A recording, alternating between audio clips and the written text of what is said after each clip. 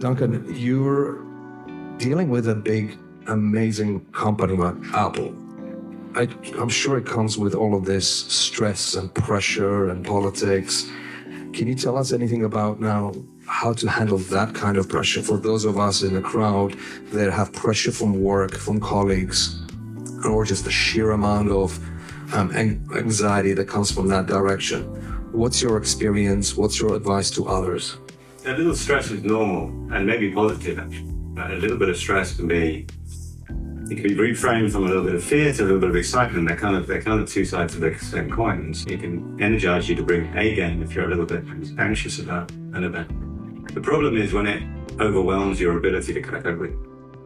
Certainly for people who are very ambitious, they tend to put all of their life into their work or into one endeavor. And inevitably, something's going to go wrong in that endeavor. You have a startup or something, you put your whole life into it, and it's got a chance that it will fail or something.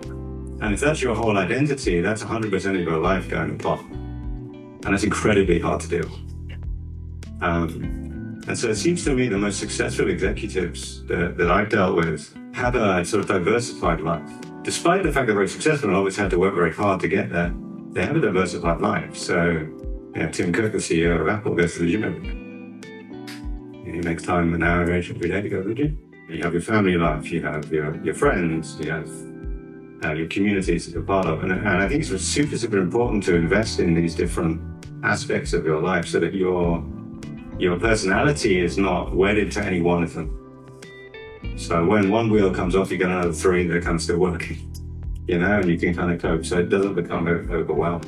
And so finding that, or consciously making that kind of balance in your life, I think is really important. And it requires an investment and investment of energy, if you like, in each of these things. And also know that when you're stressed out, you make terrible decisions.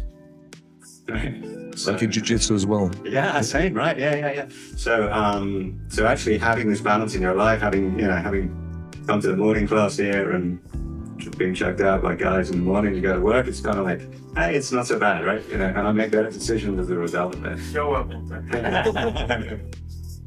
So I think for me, it's that sort of diversification of your life. I guess that false narrative of to be successful, you have to be passionate and you have to be focused, you have to commit everything to that.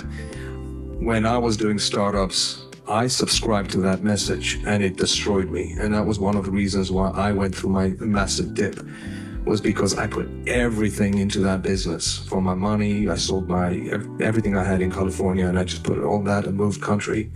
And it tanked and it just destroyed